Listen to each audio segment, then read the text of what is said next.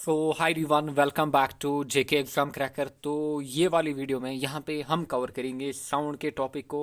Already हमने last lectures में waves का टॉपिक जो है वो 2 लेक्चर्स में कंप्लीट किया, मैकेनिक्स वाला पोर्शन भी कंप्लीट किया। तो यहाँ पे हम साउंड का जो टॉपिक है ये वाली वीडियो में यहाँ पे हम करेंगे, कंप्लीट करेंगे। एंड लेक्चर के एंड पे आपको मिलेंगे ये वाले टॉपिक के रिलेटेड आए हुए इंपॉर्टेंट MCQs। तो अगर हम साउंड की बात करें तो साउंड क्या होती है? साउंड होती है फॉर्म ऑफ एनर्जी। एंड जो law of conservation of energy होता है ये वैलिड रहता है किसके लिए? साउंड के लिए। अगर मैं यहाँ पे बात करूँ तो ये है कोई टेलीविज़न यहाँ पे। तो टेलीविज़न में क्या आती है? टेलीविज़न में आती है इलेक्ट्रिकल एनर्जी। Electrical energy. या फिर अगर मैं बोलूँ यहाँ पे क्या आती है? यहाँ पे आती है इलेक्ट्रिकल पोटेंशियल एनर्जी। फिर ये टेलीविज़न क्या करता है? ये हमें साउंड देता है। क्या देता है? साउंड। यानी कि इस इलेक्ट्रिकल पोटेंशियल एनर्जी को ये कन्वर्ट करता है किसमें? साउंड एनर्जी में। इसलिए हम बोलते हैं जो law of conservation of energy है ये वैलिड रहता है किसके लिए? साउंड के लिए। एंड साउंड क्या होती है? ये होती है एक फॉर्म की एनर्जी।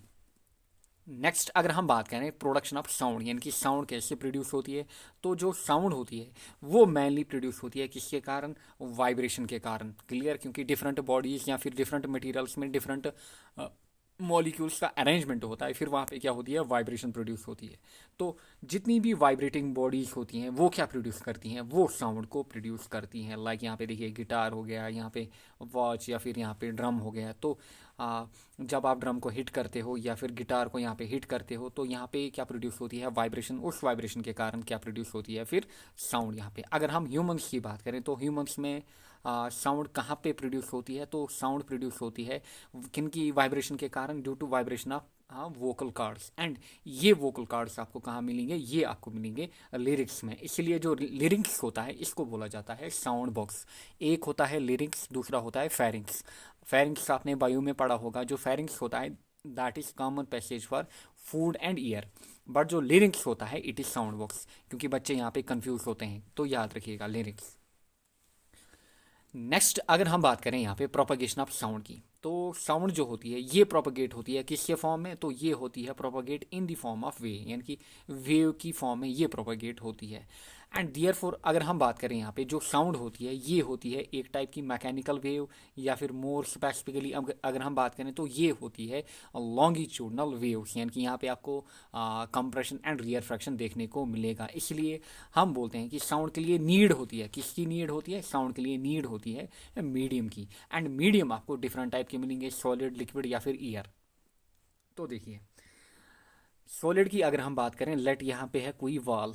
क्लियर? यहाँ पे है कोई वाल, यहाँ पे है कोई बंदा बैठा, यहाँ पे है कोई बंदा बैठा। एंड इस बंदे ने यहाँ पे अपने कान जो है वाल के साथ लगाए हैं। एंड आप बाहर क्या कर रहे हो? आप बाहर यहाँ पे वाल को हैमर से हिट कर रहे हो। तो होता क्या है यहाँ पे सॉलिड में जो साउंड है ना वो ट्रेवल करती है। एंड कहाँ तक पहुँचती है? जो बंदा यहाँ पे है उसके कानों तक पहुँचती है। तो ये हो गया सॉलिड की, हो गई सॉलिड की बात। अगर हम लिक्विड की बात करें तो ये है कोई कंटेनर। तो कंटेनर में आपने यहाँ पे कोई बेल वगैरह है ना ये डिप की है, बट ये जो बेल है ना ये आपने हाफ इमर्स्ड यहाँ पे रखी है, यानी कि इसको बॉटम में टच नहीं करा है। एंड अगर आप इस बेल को यहाँ पे वाइब्रेट कराओगे एंड अपने कान यहाँ पे लाओगे तो आपको यहाँ पे क्या सुनाई देगी? साउंड। यानी कि ये प्रूव करता है कि साउंड किस में भी ट्रैवल करती है? साउंड लिक्विड्स में भी ट्रैवल करती है, सॉलिड्स में। नेक्स्ट अगर हम ईयर की बात करें तो ये है हमारे घर का डोर, यहाँ पे लगी हुई होती है बेल।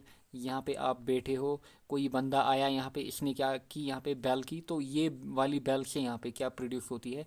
यहाँ पे साउंड। एंड ये साउंड ईयर में ट्रैवल करके आपके कानों तक पहुँचती है। तो इसीलिए हम बोलते हैं कि मीडियम की बात अगर हम करें तो सॉलिड, लिक्विड एंड ईयर ये होते हैं 3 डिफरेंट टाइप्स ऑफ मीडियम जहाँ पे साउंड ट्रैवल करती है। आई होप आपको अच्छे से समझ में आया होगा। तो देखिए ईयर में क्या होती है? ईयर में होती है थिन लेयर्स। ये है यहाँ पे, ये जो आपको दिख रही है ना ये है लेयर्स। तो जब साउंड प्रोड्यूस होती है ना, लेट यहाँ पे मैंने लिया कोई यहाँ पे वूफर वगैरह, तो ये प्रोड्यूस कर रहा है साउंड को। ये लेयर जो, ये जो लेयर्स है ना ये इसको हिट करेगी, ये वाली लेयर इसको हिट करेगी, ये इसको। तो यही होता है। देखिए इन दोनों ने आपस में हिट किया तो ये इसको फिर हिट करेगी यहाँ पे देखिए, फिर ये वाली लेयर इसको हिट करेगी। तो ऐसे ही यहाँ पे क्या बनता है? यहाँ पे कंप्रेशन बनता है। यहाँ पे देखिए यहाँ पे रियर फ्रैक्शन बनता है, यहाँ पे कंप्रेशन, यहाँ पे रियर फ्रैक्शन, क्लियर, यहाँ पे रियर फ्रैक्शन, यहाँ पे कंप्रेशन, एंड फाइनली ये जो साउंड है ना आपके कानों तक पहुँचती है। तो साउंड के लिए मीडियम की रिक्वायरमेंट होती है, clear, solid, liquid and gaseous की। एंड ये आपने देखा कि साउंड कैसे प्रोड्यूस होती है। अगर हम मून की बात करें तो वहाँ पे आपको साउंड सुनाई नहीं देगी, क्यों? क्योंकि वहाँ पे ईयर आपको नहीं मिलेगा, कहाँ पे? मून में। नेक्स्ट है यहाँ पे टाइप्स ऑफ साउंड, काफ़ी इंपॉर्टेंट है ये वाला topic, types of sound.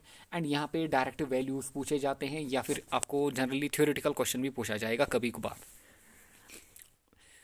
Generally 3 type के साउंड होते हैं, ऑडिबल, इंफ्रासोनिक एंड अल्ट्रासोनिक। एक और होता है हाइपरसोनिक। तो अगर हम ऑडिबल साउंड की बात करें या फिर सोनिक साउंड की, जो कि कौन हियर करते हैं? जो कि ह्यूमंस हियर करते हैं। आपको यहाँ पे रेंज याद रखना है कि जो ह्यूमंस है ना, इन टर्म्स ऑफ फ्रीक्वेंसी यहाँ पे बात हो रही है, तो ह्यूमंस किस फ्रीक्वेंसी की साउंड को हियर करते हैं? तो that is 20 hertz to 20,000 hertz. आपको याद रखना है 20 हर्ट्ज टू 20,000 हर्ट्ज।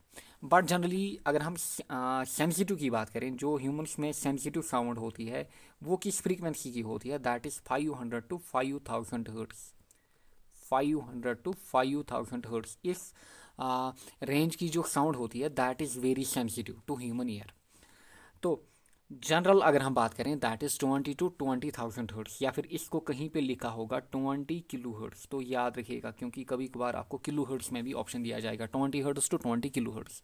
तो आपको सिंपली 20 किलो हर्ट्ज को मल्टीप्लाई करना है 1000, दैट बिकम्स 20,000। तो 20 hertz to 20,000 hertz it is called audible sound या फिर सोनिक साउंड।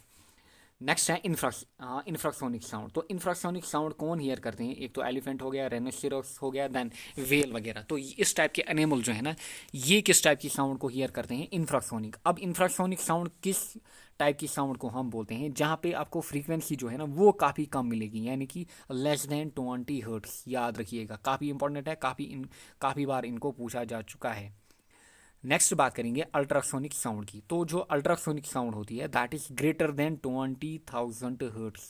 एंड ये आपको कहाँ पे दिखेगी? ये आपको बैट्स में दिखेगी, डॉग, मंकी, कैट वगैरह। तो ये कौन सी साउंड को हियर करते हैं? ये अल्ट्रासोनिक साउंड को हियर करते हैं। एंड ह्यूमंस जो है ना वो अल्ट्रासोनिक साउंड को हियर नहीं कर पाते हैं। बट यहाँ पे आपको याद रखना है कि जो बच्चे वगैरह होते हैं, स्पेशली चिल्ड्रन जिनकी एज होती है लेस देन 5 ईयर्स, वो हियर कर पाते हैं कहाँ तक? 25,000 हर्ट्ज तक। क्लियर, 25,000 किलो हर्ट्ज तक या फिर हर्ट्ज तक, या फिर मैं बोलूँ 25 किलो हर्ट्ज, 25,000 हर्ट्ज या फिर 25 किलो हर्ट्ज। तो याद रखिएगा। अच्छा, यहाँ पे एक और टाइप की साउंड होती है that is hypersonic. Hypersonic sound. तो हाइपरसोनिक साउंड किस साउंड को बोला जाता है? अगर फ्रीक्वेंसी ऑफ साउंड जो है that is greater then 10⁸ hertz, तो इसको बोला जाता है हाइपरसोनिक साउंड। तो ये भी याद रखिएगा। नेक्स्ट बात करेंगे हम speed of sound different media में या फिर डिफरेंट मीडियम्स में। तो जो वेलोसिटी ऑफ साउंड या फिर स्पीड ऑफ साउंड होती है वो किस पे डिपेंडेंट होती है? वो डिपेंडेंट होती है नेचर ऑफ मीडियम की, यानी कि मीडियम कैसा है, यानी कि सॉलिड है, लिक्विड है, गैसियस है। एंड वहाँ पे हम देखते हैं मॉलिक्यूल्स का अरेंजमेंट कैसा है। तो देखिए, अगर हम स्पीड ऑफ साउंड की बात करें या फिर वेलोसिटी ऑफ साउंड, मैक्सिमम आपको किन में दिखेगी? मैक्सिमम आपको सॉलिड्स में दिखेगी, क्लियर, देन लिक्विड्स में, देन गैस में। अब सॉलिड्स में मैक्सिमम क्यों दिखती है? क्योंकि हमने देखा जो साउंड प्रोड्यूस होती है ये किस कारण होती है? वाइब्रेशन। किन की वाइब्रेशन के कारण? मॉलिक्यूल्स की वाइब्रेशन के कारण। And we all know that जो सॉलिड होता है, क्लियर, सॉलिड्स में जो मॉलिक्यूल्स होते हैं वो क्या होते हैं? वो काफ़ी कंपैक्टेड होते हैं या फिर रिजिड होते हैं। तो यहाँ पे जो वाइब्रेशंस है ना वो काफ़ी ज़्यादा प्रोड्यूस होंगी। देयरफॉर जितने ज़्यादा मॉलिक्यूल होंगे किसी भी मीडियम में तो वाइब्रेशन क्या होगी वहाँ पे? काफ़ी ज़्यादा। अगर वाइब्रेशन ज़्यादा होगी तो स्पीड ऑफ साउंड क्या होगी? स्पीड ऑफ साउंड काफ़ी ज़्यादा होगी। तो ये याद रखिएगा क्योंकि यहाँ से आपको स्टेटमेंट भी कभी कभार पूछी जाएगी। नेक्स्ट है वैल्यूज़ यहाँ पे जो कि आपको याद रखने हैं रिगार्डिंग वेलोसिटी ऑफ साउंड या फिर speed of sound different mediums में। तो देखिए, हमने देखा जो सॉलिड्स होते हैं उनमें आपको जो स्पीड है या फिर वेलोसिटी है वो आपको मैक्सिमम दिखेगी, यानी कि जितना हम नीचे आएंगे फ्रॉम टॉप टू बॉटम, यहाँ पे जो वेलोसिटी ऑफ साउंड है ना वो इंक्रीज होती है। क्या होती है? इंक्रीज होती है। देखिए, अगर हम ईयर की बात करें तो गैसेस में, तो ईयर एट 20 डिग्री सेल्सियस जो स्पीड ऑफ साउंड होती है दैट इज 343 मीटर पर सेकंड। काफ़ी बार ये डेटा डिफरेंट पेपर्स में पूछा जा चुका है। एंड अगर हम 40 डिग्री सेल्सियस की बात करें तो 40 डिग्री सेल्सियस में 355 मीटर पर सेकंड। तो ये दर्शाता है यहाँ पे, देखिए 20 डिग्री सेल्सियस पे 343, 40 डिग्री सेल्सियस पे 355। तो एक और पॉइंट यहाँ पे आपको नोटिस करने को मिलेगा, दैट इज देखिए टेम्परेचर वाला। जितना टेम्परेचर बढ़ रहा है तो वेलोसिटी क्या हो रही है, वेलोसिटी इंक्रीज हो रही है, तो याद रखिएगा। नेक्स्ट वाटर में 1400 मीटर पर सेकंड। देन यहाँ पे गोल्ड, कॉपर, स्टील, तो ये क्या है, ये है सॉलिड्स। तो इनमें भी यहाँ पे याद रखिएगा, इस टाइप का डेटा आपसे पूछा जाएगा। और ये जो यहाँ पे मैंने मेंशन किए हैं इनको काफ़ी बार पूछा जा चुका है, इन सारे मीडियम्स को, इनको याद रखिएगा। तो जितना हम नीचे आएंगे सॉलिड्स, अच्छा जितना हम यहाँ पे इस वाली डायग्राम में नीचे आएंगे तो वेलोसिटी क्या हो रही है, वो वेलोसिटी इंक्रीज हो रही है, क्योंकि यहाँ पे है सॉलिड्स, ये है लिक्विड, यहाँ पे ये है गैस। यानी कि गैस में आपको क्या दिखेगी, मिनिमम, एंड सॉलिड्स में आपको मैक्सिमम साउंड देखने को मिलेगी। नेक्स्ट है यहाँ पे फैक्टर्स जो कि इफेक्ट करते हैं किसको, वेलोसिटी ऑफ साउंड को। पहला है नेचर ऑफ मीडियम, अभी मैंने आपको मैंशन किया। जो सॉलिड्स होते हैं उनमें आपको वेलोसिटी हायर दिखेगी, फिर आपको किन में वेलोसिटी हायर दिखेगी, फिर आपको वेलोसिटी लिक्विड्स में हायर दिखेगी, फिर आपको गैस में हायर दिखेगी। यानी कि वेलोसिटी ऑफ साउंड कहाँ पे, सॉलिड्स में दैट इज मैक्सिमम, एंड इनके साथ गैस वो क्या होती है, वो होती है मिनिमम। नेक्स्ट है यहाँ पे टेम्परेचर। अगर हम टेम्परेचर की बात करें तो जितना टेम्परेचर इंक्रीज होता है, देखिए जितना भी टेम्परेचर इंक्रीज होता है वेलोसिटी क्या होती है, वेलोसिटी इंक्रीज होती है। लाइक यहाँ पे हमने देखा एट 20 डिग्री सेल्सियस ईयर में स्पीड ऑफ साउंड या फिर velocity of sound 343, at 40 degree Celsius 355, यानी कि वैल्यू जो है वो इंक्रीज हो रहा है। ऐसा क्यों होता है, क्योंकि जो डेंसिटी है ना, जितना टेम्परेचर बढ़ता है, जितना टेम्परेचर बढ़ता है जो डेंसिटी है ना वो कम होती है, वो क्या होती है, कम होती है। नेक्स्ट अगर ह्यूमिडिटी की बात करें तो जितनी ह्यूमिडिटी इंक्रीज होती है वेलोसिटी इंक्रीज होगी, याद रखिएगा। डेंसिटी की अगर हम बात करें तो अभी मैंने आपको मेंशन किया कि जितना टेम्परेचर बढ़ता है जो डेंसिटी है ना वो डिक्रीज होगी। तो जब डेंसिटी डिक्रीज होगी तो जो वेलोसिटी ऑफ साउंड है ना वो क्या होगी, वेलोसिटी ऑफ साउंड इंक्रीज होगी। यहाँ पे है, अच्छा जब डेंसिटी इंक्रीज होगी तो बिल्कुल वेलोसिटी ऑफ साउंड क्या होगी, वेलोसिटी ऑफ साउंड डिक्रीज होगी। यहाँ पे देखिए जब डेंसिटी इंक्रीज होगी तो वेलोसिटी ऑफ साउंड क्या होगी, वेलोसिटी ऑफ साउंड डिक्रीज होगी। क्यों, क्योंकि टेम्परेचर एंड वेलोसिटी में डायरेक्ट रिलेशन है। देखिए टेम्परेचर एंड वेलोसिटी में डायरेक्ट रिलेशन है, जितना टेम्परेचर बढ़ेगा उतनी वेलोसिटी बढ़ेगी। एंड टेम्परेचर एंड डेंसिटी में इनवर्स रिलेशन है, तो जितनी डेंसिटी बढ़ेगी वेलोसिटी क्या होगी, वेलोसिटी कम होगी। तो ये याद रखिएगा। नेक्स्ट अगर हम प्रेशर की बात करें तो प्रेशर का कोई भी इफेक्ट वेलोसिटी पे नहीं होता है, तो ये भी याद रखिएगा, काफ़ी बार इसको भी पूछा जाता है। जितने भी पॉइंट मैंने मेंशन किए हैं काफ़ी इंपॉर्टेंट है, इनको काफ़ी बार पूछा जा चुका है, एंड यहाँ से आपका क्वेश्चन बार बार बनता रहेगा। क्योंकि अगर हम जनरल साइंस की बात करें एंड स्पेशली JKSSB के डिफरेंट एग्जाम्स की बात करें तो एट मैक्स आपको 10 मार्क्स दिखते हैं जहाँ पे वेटेज मेंशन किया जाता है, एंड जहाँ पे वेटेज मेंशन नहीं किया जाता है लाइक JKPSI, वहाँ पे आपको मेंशन वेटेज के बारे में कुछ भी मेंशन नहीं किया गया है, तो वहाँ पे हम एक्सपेक्ट करते हैं 10 to 20, यानी कि 20 एट मैक्स, 10 रहेंगे minimum, and generally I think around 15 question आपसे पूछे जाएंगे। तो तीन कंपोनेंट हैं, फिजिक्स, केमिस्ट्री एंड बायो। तो आपको यहाँ पे सेलेक्टेड टॉपिक की, अगर टॉपिक आपको हर एक कवर करना है, बट टॉपिक में आपको जितने भी इंपॉर्टेंट पॉइंट्स हैं जहाँ से क्वेश्चन पूछा जा सकता है वो चीज़ें आपको पिक करनी है, एंड वही मैं कर रहा हूँ यहाँ पे। क्लियर, आपको खाली क्या करना है, आपको जितनी भी थ्योरी मैं प्रोवाइड करूँगा उतनी इनफ रहेगी। आपका काम है जितने भी MCQs आपको मिले वो लगाने हैं आपको। नेक्स्ट है यहाँ पे स्पीड ऑफ साउंड या फिर वेलोसिटी ऑफ साउंड जो कि हम कैलकुलेट करते हैं। तो यहाँ पे याद रखिएगा, वी ऑल नो दैट कि स्पीड क्या होती है, डिस्टेंस अपॉन टाइम। क्लियर, तो नेक्स्ट अगर हम फ्रीक्वेंसी की बात करें, फ्रीक्वेंसी क्या होती है, 1 अपॉन टाइम, या फिर डिस्टेंस को ही हम बोल सकते हैं यहाँ पे वेव लेंथ, क्योंकि वेव लेंथ को हम किस में मेजर करते हैं, मीटर्स में, डिस्टेंस को भी मीटर्स में।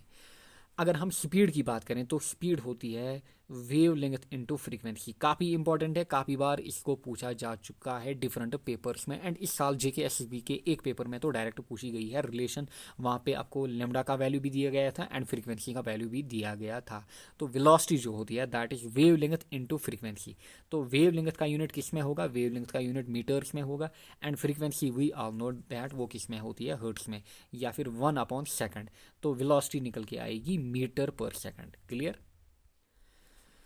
नेक्स्ट इंपॉर्टेंट जो आपको याद रखना है कि सेंसेशन टाइम ह्यूमन ईयर का, तो जो सेंसेशन टाइम होता है ह्यूमन ईयर का that is 0.1 second for sound, याद रखिएगा। नेक्स्ट है यहाँ पे प्रॉपर्टीज ऑफ साउंड वेव्स, काफ़ी इंपॉर्टेंट है एंड इनको आपको डायरेक्ट याद रखना है। तो जो साउंड वेव है ना या फिर साउंड है ना, तो ये कौन सी प्रॉपर्टी एक्सिबिट करती है, तो ये इफेक्ट ये करती है या फिर ये कौन सी प्रॉपर्टी शो करती है, तो ये शो करती है प्रॉपर्टी ऑफ रिफ्लेक्शन, यानी कि साउंड में आपको रिफ्लेक्शन देखने को मिलेगी, रिफ्रैक्शन देखने को मिलेगी, इंटरफेरेंस देखने को मिलेगी एंड साथ ही में डिफ्रैक्शन भी देखने को मिलेगी। अब ये चीज़ें क्या होती हैं, इनको हम लाइट में देखेंगे आगे जाकर। रिफ्लेक्शन, रिफ्रैक्शन, इंटरफेरेंस, डिफ्रैक्शन, जितने भी इंपॉर्टेंट पॉइंट्स होंगे वो मैं कवर करूंगा। बट इंपॉर्टेंट आपको याद रखना है कि जो साउंड है ना, ये पोलराइजेशन को शो नहीं करती है, प्रॉपर्टी ऑफ पोलराइजेशन। क्लियर? अब ये चीज़ें हैं क्या, इनको हम लाइट में कवर करेंगे। तो ये पॉइंट भी याद रखिएगा, यहाँ से काफ़ी बार क्वेश्चन फ्रेम हो चुका है कि कौन कौन सी प्रॉपर्टी साउंड शो करती है एंड कौन सी प्रॉपर्टी यहाँ पे शो नहीं करती है। रिफ्लेक्शन, रिफ्रैक्शन, इंटरफेरेंस, डिफ्रैक्शन, तो ये शो करती है। अगर हम रिफ्लेक्शन ऑफ साउंड की बात करें तो जो सिनेमा हॉल वगैरह होते हैं ना, इनका डिज़ाइन किस पे होता है, रिफ्लेक्शन ऑफ साउंड पे। रिफ्लेक्शन ऑफ साउंड यहाँ पे है कोई बंदा, क्लियर, ये साउंड को प्रोड्यूस कर रहा है यहाँ पे एंड ये किस में हिट हो रहा है, वॉल पे, एंड वॉल से यहाँ पे क्या होगी, ये साउंड जो है ना वो रिफ्लेक्ट बैक होगी। तो जो सिनेमा हॉल वगैरह है ना, इनका डिज़ाइन किसके आधार पे होता है, इनका डिज़ाइन होता है on the base of reflection of sound. Next है यहाँ पे इको। तो अगर हम इको की बात करें तो इको में आपको क्या दिखेगा, इको में आपको रिपीटेशन ऑफ साउंड दिखेगा। क्लियर? यानी कि साउंड क्या होगी, साउंड रिपीट होगी। किसके कारण रिपीट होगी, तो साउंड रिपीट होगी रिफ्लेक्शन के कारण। काफ़ी इंपॉर्टेंट है, याद रखिएगा। एंड देयरफॉर, तो जब भी साउंड रिफ्लेक्ट होगी या फिर इको होगी, उसके लिए हमें चाहिए क्या, जो सरफेस है ना दैट शुड बी हार्ड, यानी कि जिस पे साउंड जाके हिट कर रही है that should B hard. Like यहाँ पे है कोई ऑब्जेक्ट या फिर सॉलिड ऑब्जेक्ट या फिर कोई वॉल, यहाँ पे देखिए, यहाँ पे है माइक लगी, तो माइक में यहाँ पे देखिए साउंड प्रोड्यूस हो रही है, ये साउंड यहाँ पे स्ट्राइक कर रही है, तो ये स्ट्राइक करने के बाद वापस आ रही है, तो इसको बोला जाता है इको। बट ये जो डिस्टेंस है ना, ये कितनी होनी चाहिए, ये होनी चाहिए 17.2 मीटर, तब जाके आप इको हियर कर पाएंगे। अगर यहाँ पे है माइक वगैरह या फिर कोई बंदा एंड जो डिस्टेंस है that is greater than 17.2, let ये है 18 मीटर डिस्टेंस, यहाँ पे कोई वॉल, तब जाके आप इको यहाँ पे हियर नहीं कर पाएंगे। तो मिनिमम डिस्टेंस कितनी होनी चाहिए, that should be 17.2 metres. Next है यहाँ पे रिवर्बरेशन। अगर हम रिवर्बरेशन की बात करें तो रिवर्बरेशन में होता क्या है, जो मल्टीपल, या फिर इसको बोला जाता है multiple reflection of sound, multiple reflection of sound, multiple reflection of sound. तो इको में क्या हो रहा था, रिफ्लेक्शन ऑफ साउंड, बट यहाँ पे रिवर्बरेशन में क्या होता है, मल्टीपल रिफ्लेक्शन। देखिए यहाँ पे एक साउंड निकली, ये रिफ्लेक्ट हुई, एक और यहाँ से रिफ्लेक्ट, एक और यहाँ से रिफ्लेक्ट, एक और यहाँ पे से रिफ्लेक्ट। तो होता क्या है, यहाँ पे मल्टीपल साउंड से रिफ्लेक्ट करती हैं। एंड कहाँ से करती है, फ्रॉम वॉल्स, देखिए वॉल से या फिर सीलिंग से या फिर कभी कभार फ्लोर से भी ये रिफ्लेक्ट करती हैं। तो इसी को बोला जाता है रिवर्बरेशन। अगर हम रिवर्बरेशन की बात करें तो रिवर्बरेशन जो है ना, इसको रिड्यूस किया जा सकता है, क्योंकि यहाँ पे आपको मल्टीपल इको आ रहे हैं। तो ये क्या होगी, ये क्या क्रिएट करेगी, ये डिस्टर्बेंस क्रिएट करेगी। क्लियर? अगर यहाँ पे कोई बंदा ये आपकी साउंड को सुनना चाहता है तो यहाँ पे मल्टीपल रिफ्लेक्शन होगी, तो इसमें क्या होगा, यहाँ पे कन्फ्यूजन क्रिएट होगा। तो रिवर्बरेशन को हम रिड्यूस कर सकते हैं। कैसे? जो वाल है ना, यहाँ पे वाल या फिर रूफ, इनको हम कवर कर सकते हैं किनके साथ, जो कि एब्जॉर्बिंग मटेरियल होंगे, sound absorbing material, like fibre board हो गया, रफ प्लास्टर हो गया, परफोरेटेड कार्डबोर्ड शीट्स वगैरह। तो यहाँ पे आपको कार्डबोर्ड या फिर डिफरेंट पेपर्स वगैरह, क्लियर, रफ प्लास्टर या फिर आपको फाइबर बोर्ड, इनको आपको यहाँ पे चिपकाना है या फिर डिफरेंट शीट्स को चिपकाना है, तब जाके जो साउंड है ना वो क्या होगी, अब्जॉर्ब वहाँ पे। या फिर आपको हैवी कर्टन्स लगाने हैं किन पे, डोर्स या फिर विंडोज़ पे, यानी कि वॉल्स के आगे, या फिर आपको क्या पुट करना होगा, फ्लोर पे यहाँ पे कारपेट बिछाना होगा, तब जाके जो रिवर्बरेशन है ना वो रिड्यूस होगी। नेक्स्ट है यहाँ पे एप्लीकेशन ऑफ रिवर्बरेशन। अगर हम एप्लीकेशन ऑफ रिवर्बरेशन की बात करें तो जो स्टेथोस्कोप होता है, तो यहाँ पे आपको रिवर्बरेशन की एप्लीकेशन देखने को मिलेगी। या फिर मेगाफोन की अगर हम बात करें, या फिर कर्व्ड सीलिंग किसी कॉन्फ्रेंस हॉल की या फिर सिनेमा हॉल की। देखिए अगर ये है सिनेमा हॉल, कोई ये है यहाँ पे, देखिए ये है सिनेमा हॉल, तो ये है यहाँ पे सीढ़ियाँ लगी हुई होती है। तो सिनेमा हॉल की जो सीलिंग है ना, यहाँ पे देखिए ये जो सीलिंग है ना, यानी कि इस सीलिंग को क्या बनाया जाता है, इस सीलिंग को कर्वड बनाया जाता है। क्लियर, इस सीलिंग को क्या बनाया जाता है, कर्वड बनाया जाता है। क्यों बनाया जाता है, क्योंकि यहाँ पे कौन सी एप्लीकेशन इन्वॉल्व होती है, यहाँ पे एप्लीकेशन ऑफ रिवर्बरेशन इन्वॉल्व होती है। नेक्स्ट है यहाँ पे सोनार, काफ़ी इंपॉर्टेंट। सोनार क्या होता है, sonar is sound navigation and ranging. Direct काफ़ी बार सोनार की जो एब्रिविएशन है ना, ये पूछी जा चुकी है कि सोनार डिनोट्स, तो सोनार क्या डिनोट करता है, साउंड नेविगेशन एंड रेंजिंग।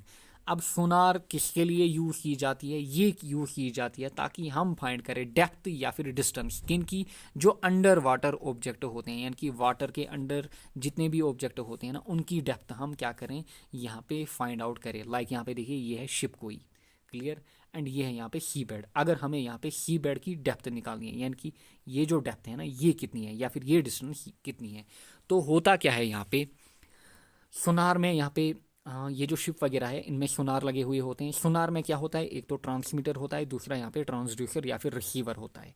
तो ये ट्रांसमीटर क्या करता है, ये ट्रांसमीटर यहाँ पे जो साउंड है ना, इसको यहाँ पे ट्रांसमिट करता है। क्लियर, तब ये साउंड जो है ना यहाँ पे हिट करती है, तो इस बेड को हिट करने के बाद इसमें क्या होगी, यहाँ पे साउंड रिफ्लेक्ट बैक होगी, एंड जो ट्रांसड्यूसर होगा या फिर रिसीवर होगा, ये इसको क्या करेगा, यहाँ पे रिसीव करेगा after reflection from under water या फिर सी बेड, या फिर कोई ऑब्जेक्ट अगर अंडर वाटर में होगा उसको लोकेट करने के लिए।